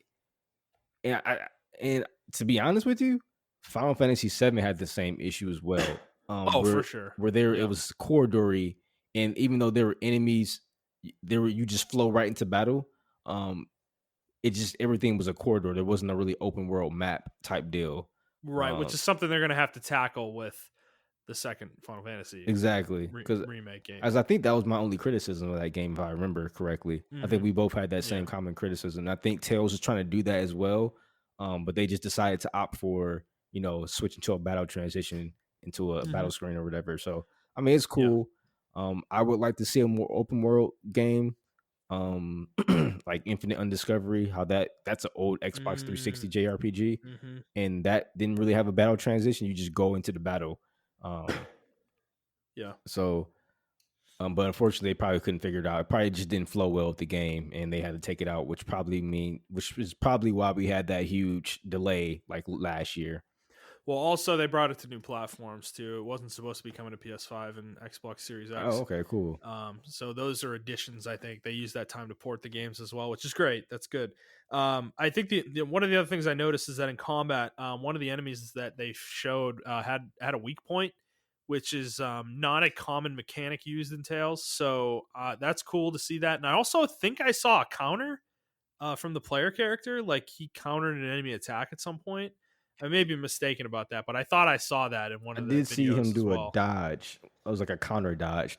This situation, he Okay. disappeared and went behind Yeah, the. which that is also a new thing in Tales Yeah, too. So it seems like they're really upgrading the combat for sure, and the combos seem way more intricate. yeah, Which is fucking excellent to see. The juggling that was happening in these gameplay videos was absolutely insane. You know, like that the player character could do. So that is cool. I'm happy about that. That's awesome to see too. So this game looks really exciting. So, but let's transition this into a Here conversation, we go. Marshall, Here we because go. you and I had a little bit of a disagreement on Twitter. So, you are a big fan of Vesperia, Tales of Vesperia, which is the the Xbox 360, what was an exclusive for a long time here in the United States, version, Tales game. Mhm. And I told you that I think Symphonia is the best, and that I think Tales peaked with Symphonia. So go ahead, man. Why am I wrong? Tell me why I'm wrong. So before that, Yeah, first of all, I love Symphonia. I was the same way. yeah, I was like, yeah. yo, Symphonia is up there. It's the best Tales game. Even Hmm. after I'll even say even after I played Vesperia, I was still on that. And then I went Yeah, back and I played Symphonia, and I was like, no, Vesperia is does vastly it not hold superior. up? Yeah, it didn't hold up for me. Because I Okay. remember when the collection came out for the PS3, you get like I Yeah. think you got Tales of Grace and Symphonia, and I went back and played Symphonia, and I was just not impressed. I was like, yo, this game was probably mind blowing when I played it back on the GameCube. I'm like, oh my It god, like was. it was, It definitely yeah, was. it's just like, oh my, Lloyd is just moving crazy, and you're just doing all these combos and stuff like The that. combat felt so good. Ugh. That's what I remember. I remember the combat was just like so good, and I So, bet you're right, but so you're gonna ruin it it for still me. feels good. I'm not gonna lie, Yeah. it still feels good, but it feels dated compared to Yeah, I know. Vesperia, and that's Well, why. like you're talking about with the magic, right? Yeah. The magic characters in Symphonia are the epitome of what you're talking about, where they just stand there and they go, I'm casting a fireball, a fireball, like, and then a fireball like shoots out, and but Yeah, so okay, it's like, yeah, um, also, I like Lloyd as a main character. He's a really good MC. I hmm think his support cast is weaker than hmm. Vesperia's support cast. I think Vesperia's support cast had a lot more personality, in Mm, my opinion. That's just my okay, opinion. That's a totally subjective thing. Um, they still are good, but like once I went back and played it, from what I remember, I had to play that was like 5 years ago. But from what I remember, um, I just really wasn't into the support cast like I was when I played mm, with Vesperia, because I felt like yeah, Yuri bounced off yeah, of everyone and infected. He affected everybody, and people actually affected him as well. yeah, Um, yeah, yeah. Compared to like Lloyd, who was almost like a typical shonen MC, in my Oh my opinion. god, yeah. Yeah, keep going, man. Just keep going. Yeah. So, and I can't talk about the story because I honestly don't remember, but it's just typical tail shit. Oh, So I it's like remember it. Nah, bro. No. Okay. it is This typical is where tail you're shit. this is where you're wrong. Okay, This is where okay. you're wrong. Symphonia story hits, bro. It hits. So, okay. Dude, Symphonia, okay. I know. I'm gonna admit here that there's extreme nostalgia with Tales of Symphonia for me. Mhm. Okay. It's the first Tales game I ever played. And it has been my favorite one. So I played Symphonia, Vesperia, Graces, Zillia, Zestiria, and then I think I played Legendia. I think the one that was on PS2 that was like a remake or something. Okay. I played those 6. I haven't played Berseria, and I didn't play Zillia 2 or Symphonia 2, which I heard Symphonia 2 is trash supposedly. So It is. Don't waste not your worth time. the effort. Yeah. But so in terms of those, my hierarchy is Symphonia, Vesperia, Zillia. Actually, I played Tales of the Abyss too on PS2. Probably Abyss after that, and then I forgot about Abyss. I played that on the 3DS. What's after that? Then probably Graces, and then maybe Zestiria, and then Legendia probably. But Symphonia for me is, in terms of gameplay, you're probably right. It's been a long ass time since I played Symphonia. I probably played it back when it was still a contemporary game, was probably the last time I played it, like in somewhere in the mid to late 2000s period, like 2005 to 2010. It's probably the last time I played Symphonia. However, I have a really vivid memory of this game because I've beaten it probably from the time it came out until like 2010. I probably beat it like 5 times. I was obsessed with Tales of Symphonia, dude, like totally obsessed. And your description of Lloyd as a typical shonen character is 100% dead on, spot on, bullseye, 100 points. You win the game, dude. Like, because that is the thing I remember the most about the story, is that Lloyd became the centerpiece of everything eventually, and a lot of the side characters in your party became less and less important as the game went on. And that is a disappointing aspect to Symphonia. However, the early game, the first half of the game, though, is fucking excellent, I think. I think a lot of the side characters in the early game are very important, and they play a very vital role in the storyline. Now, in terms of the story, though, the setup of this world that you're in is that there are these like camps or whatever, these like concentration camps basically that elves are in or whatever. And the world that they live in is that elves are like looked down upon pretty much.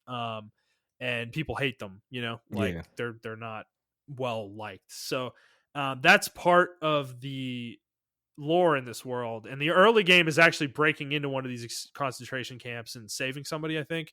But the twists and turns that the game takes is pretty fucking bonkers. I'm not gonna spoil anything, but there's like betrayals, like there's fucking double crosses and all sorts of crazy shit happening in this game that's absolutely insane to me. And it's a really good game. I think the story is really good. I do remember Vesperia as well. I don't think the story was as strong, which is why I think I prefer Symphonia. But I think the gameplay was better because I remember that's where they really started trying to evolve the formula a little bit in Tales. That was the first one where you could actually free run in 3D. Yeah. You could not do that in Symphonia. You were stuck on a 2D plane within a 3D battlefield. And that it weirdly worked actually fairly well. It actually did. Like it sounds crazy if you never played Symphonia, but it actually still works. It's an actual good. It does. Yeah, it actually does work.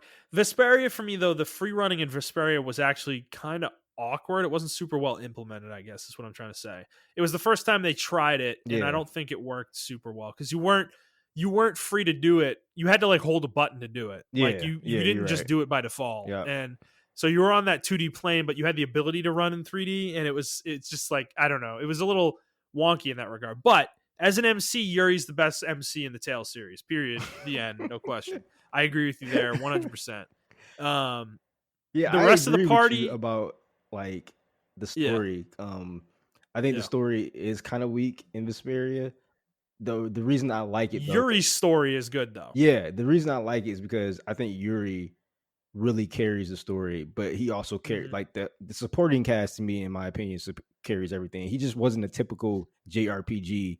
Like at one point he killed somebody. Like he legit straight up killed somebody in front of everyone, and they're like, "Holy shit!" Like he did that. I was like, "Oh, okay, Yuri's." That's not something that would happen in a Tales game. Yeah, exactly. It's the one Tales game that really diverges from the formula, definitely. And he's an MC that really pushes the boundaries of what what is a character we can root for, Yeah. because there are points in the story where he is not somebody who's like someone you would root for, Yeah. like Montreal said, he kills somebody like that. He does it in cold blood too, and it's like mildly It justified, is my it is mildly justified because that person was an but still, asshole. yeah, but still, he still murders somebody. It's like, it's not. This isn't a good guy thing. Yeah. So, it is an interesting story, and I think it's provoking in interesting ways. But, I think to me, ultimately, like I think Symphonia's story is stronger to me. There's character relationships in there that are really, really good too. Mhm. Particularly with like Lloyd and Colette in that game, Yeah, that's a and good. then Yeah. Lloyd and Genus too. I think are really strong.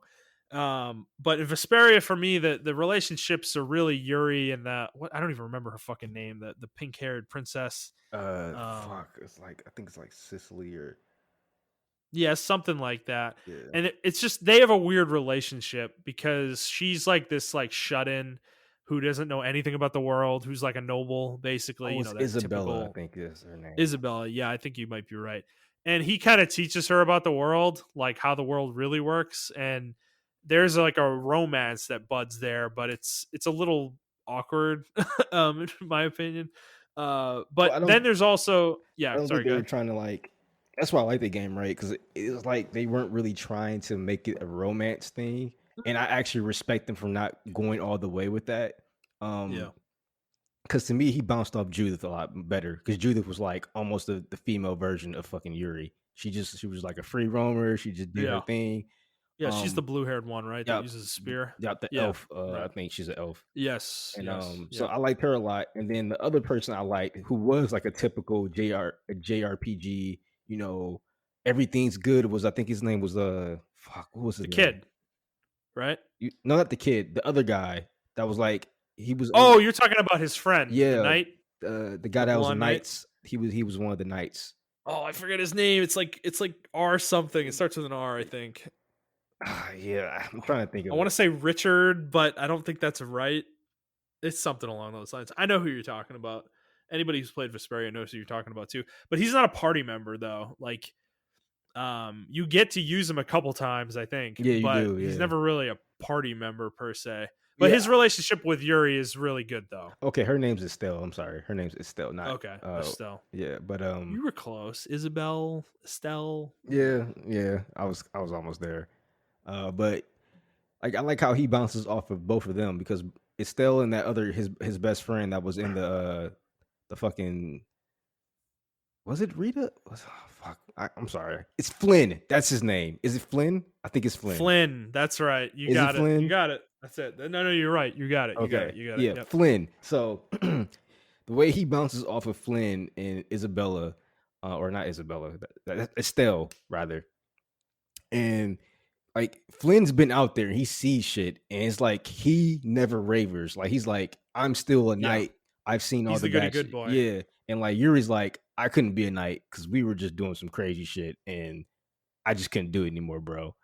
And then like you Yeah. meet Raven, who's like the other side of Yuri. Like each person that you meet is like a personality of Yuri, but they don't do It's it like in a a reflection of Yuri's, like where he could go, his path. Yeah. exactly, but they don't do it that Yeah. way. Like they show it like that, but they don't make it obvious. Obviously, you have to play the game and then you start to feel like you play it twice and then you realize like, oh, okay, these are like reflections of him. And that's why I love it so much because even at the end of the game, it's like Yuri's still not the best character. Like he's still a human. Like, and that's why I love Yeah. Tales of Vesperia because they treat him like a human. Whereas with like Yeah. Zelia, you had the goddess, and then you had Jude. I think his name was Jude, and Yeah. Jude and Mila. Mila, yeah, and they were like Yeah. Mila was like a robot to me. I didn't feel like she had any She was emotions.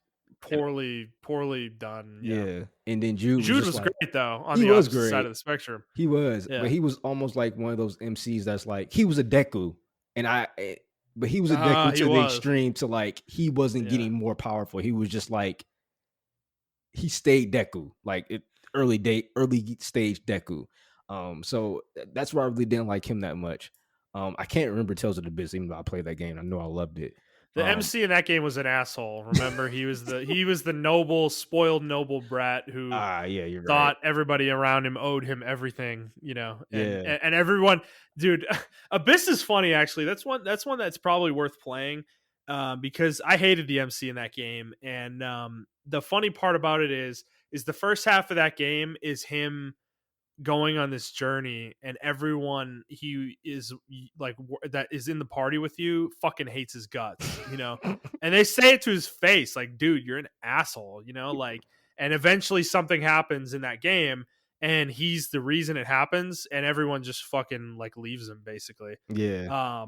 And they just drop his ass. So that game, I never beat it actually, so I don't know the full arc of the story, but I saw where it was going, and I think it was probably one of the that period of Tales. I think that like mid 2000s where we got Symphonia, Abyss, and Vesperia. I think that was the best that Tales ever was. You know, No, in that's terms of true. gameplay and story, I think that was the best they ever did, and I think it really just went downhill from there. To me, is that I think Zillia was really the only one since then that I've actually liked. I thought that game was good. The gameplay was good. I did like the story, even though Mila was, a robot, like you said. I think a lot of the other characters were good though. Yeah, they were. And it was the gameplay did carry it a lot for me though. And then the other ones though, like Grace's F, I fucking hate We don't Grace's talk F. about Grace's F here. We don't talk about Grace's F, okay? That game is a piece of fucking dookie. All right, fuck, I hate that game, So man. Berseria sounds like because I can't, like I said, I can't remember Tales of the Abyss to save my life, even though I know I played it and I beat it.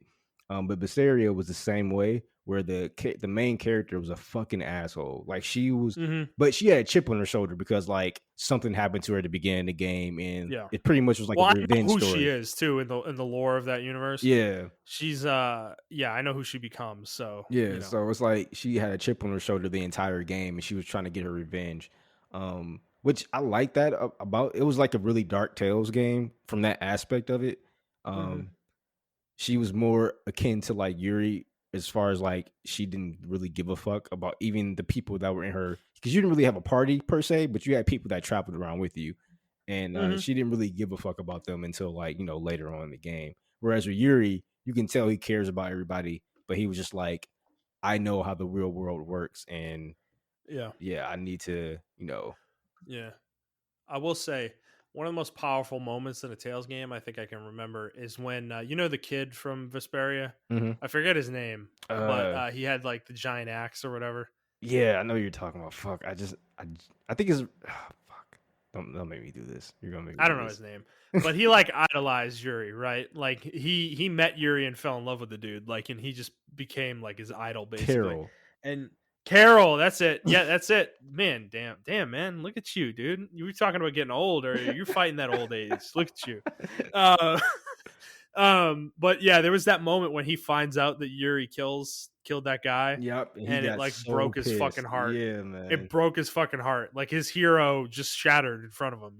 Yeah, because Yuri Um, was like, I guess he wanted to be a knight. Yeah, because Carol wanted to be a he did. knight, and Yep. Yuri was like, I've been a knight, and he was like, oh my god, you've been a knight, and blah blah blah blah. Yeah, hmm so yeah, continue. I'm sorry.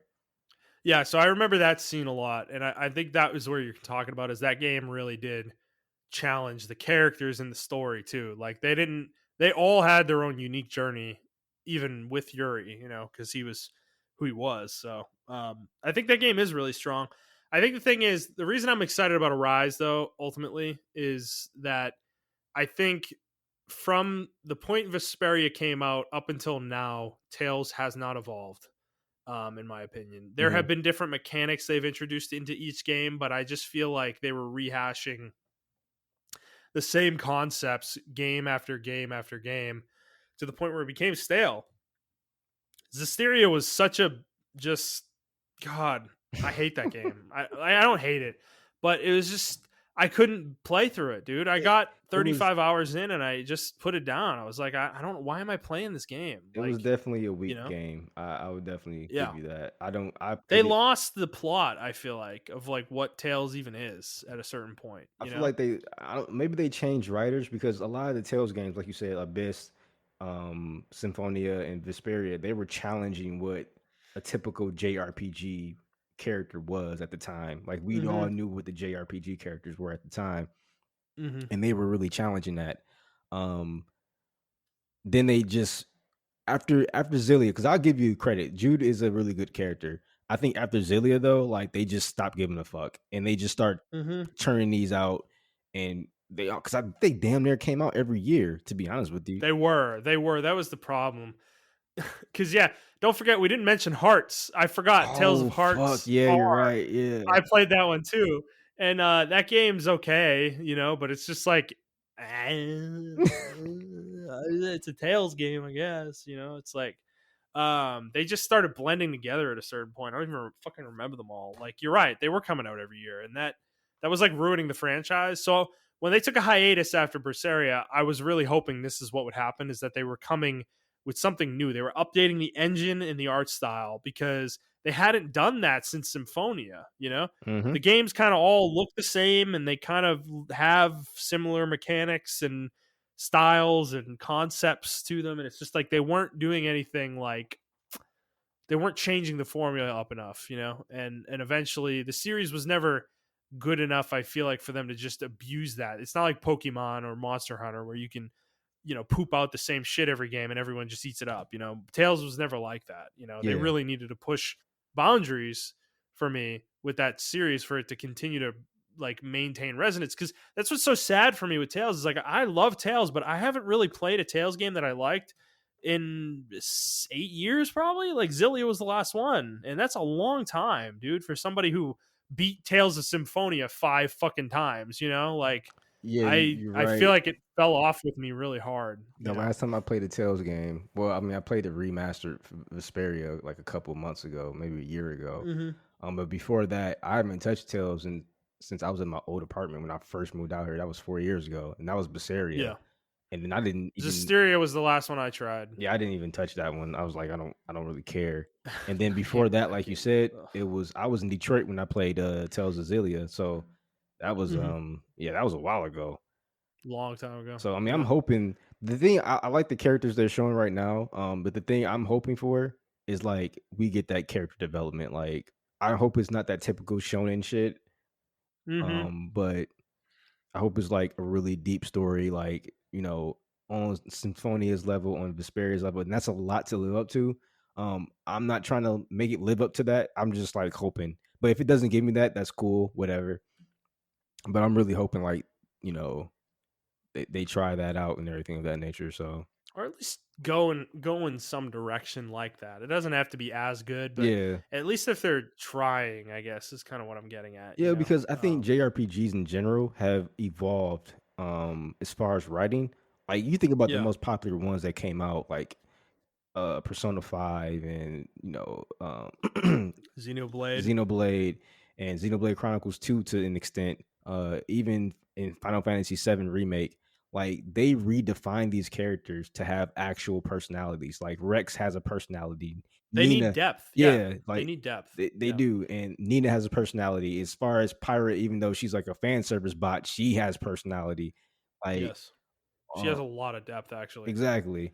And and we can go for hours on fucking Xenoblade, how each character is emotionally Oh yeah. invested into the world My that they're god. in. So I Yep. mean, JRPGs have evolved and they have to keep up with that standard. Otherwise, I agree. this would be thrown back into the fire as like, oh, another typical JRPG. Because even your Mhm. character in Persona 5, even though he doesn't have a voice, he he'll use him as a window to see all the other your party members, and they all have Mhm. distinct characteristics. Because you don't like what's his face, uh, what's your first guy you Ryuji. Ryuji, but I like Ryuji, but it's like a personality Mhm. thing you don't like, and I like his personality. You don't like his personality. I think he has great depth as a character, Yeah, though, and he's exactly. well developed and well written. And that's what I'm I talking about, just, and that's what yeah, I mean. Like we can have those conversations because you don't like him because of not because he's not a well written character, because you just don't like him as the character he who is. he is, Yeah, right? The exactly. person that he And I is, think right? that's Yeah. a if you can say that, like that's a well written story, a well written Mhm. character, and everything of that nature. Mhm. So JRPGs, unfortunately, now have to evolve with that standard to even even be up with these upper tier echelon JRPGs that we just mentioned. So Mm-hmm. Tales, in my opinion, is up there with them. They always been up there with them. They have to bring it though. They can't be on the typical, Dragon Quest. That's why I hate Dragon Quest games, to be honest with you. I It's the typical shit, Yeah, yeah, Some of them do yeah. have depth to them. I can't remember which one it was, but it does Was it have 8 depth you're to it. thinking of? I think it is 8. The PS2 one. Yeah, the PS2 one, yeah. That one has a lot of Mm-hmm. depth to it, but, like, besides that, like, they're all I'm just like, I don't remember the fucking MC's name, like, I don't fucking care, like, and that's why I never really played Dragon Quest games because of that, so, Yeah. um, And even like Nino Kuni, dude. I'm thinking about that game. Like yeah, that game has a lot of depth too with the that characters. story Like, is fucking dark. Oh, it's not dark, it's just yeah, heavy. That's the word it's is. heavy. Yeah. It's heavy though, and I think ultimately that's where JRPGs shine though. They do because they're such long games that you can really explore the depths of the human psyche in ways that I think a lot of other games don't. Mhm. And they're so granular in the way that you play them with the way the side quests work and some of these little conversations that characters have. There's so many interactions that happen in these games. Generally, that's just the way they're designed. Like if they're written well, they can really give you a window into how these are like these characters feel like people. Yeah, That's why Persona resonates so much because those characters are all people. They're so fleshed out that they're real people. They feel like real people to us. exactly, yep. For the most part. So I agree with you. I think if they keep the scope small with this Tales game, maybe we don't need fucking 7 characters or 8 characters in the party. Maybe we only need 4, Yeah. and that's it. And that might not be a bad thing, honestly. So we'll see. I mean, even if they go with 7, they can make a 7-person party have depth. I mean, Xenoblade's done it multiple times, so it's possible to do. It's just it's harder too. So I don't know. I'm excited about it. I'm looking forward to it. It'll be nice to actually play a Tales game again. Like I said, it's been a while since I played one and really truly enjoyed it. So you are making me want to play Vesperia, though. I have it on Switch, so Hey man, boot it up whenever you get a yeah, I don't chance. know. I mean, it's been a while, dude. It really has been a while. I kind of want to play Symphonia too, though, just to see if you're right about the Symphonia is datedness gonna of be the hard to play if you don't have a yeah. PS3, to be honest. Oh no, you can play it on Steam. It is available on Steam. It is on Steam. I kind of want to buy the GameCube version though. I got a soft spot because that's where I played it, man. That's where I I get it. played I it. get Is it. I still got my on the GameCube, so GameCube. I think I still have my saves too, dude. That's because I have my original memory cards for GameCube, so I think I still have my saves for Symphonia. I don't think I ever deleted them, so that would be fun actually to go and look at that. So because I was a psycho, dude. I the hidden weapons you can get in some of the Tales games that they have like 0 attack power when you get them, but if you kill every enemy you kill after you get them, like they gain an attack point. yeah. I had leveled the one in Symphonia up to the point where I could one shot like almost everything in the game. Oh my It was god. fucking nuts, dude. It was complete nonsense. So yeah, I was crazy with that game. So yeah, Tales. We love Tales. We love Tales on this podcast. We do. We are hoping this next game is very, very good. Montreal, is there anything else you want to say before we go about Tales? Nope, that's it. Alrighty, cool. Well, let's call it there, guys. So if you like this episode, please like the episode, review the episode, and subscribe to the show on whatever feed you're listening to it on. And please share it with your friends. If you'd like to interact with us on Twitter, you can do so at iTrapForTheHokage for Montreal. That's the number 4, not the word. I'm at Thundernut01, and the show is at The Player's Take. If you'd like to send us a question, you can do so on Twitter, or you can send us an email to theplayerstake01@gmail.com. That's going to be it for us, guys. We hope you enjoyed this episode, and we'll see you on the next one. Bye.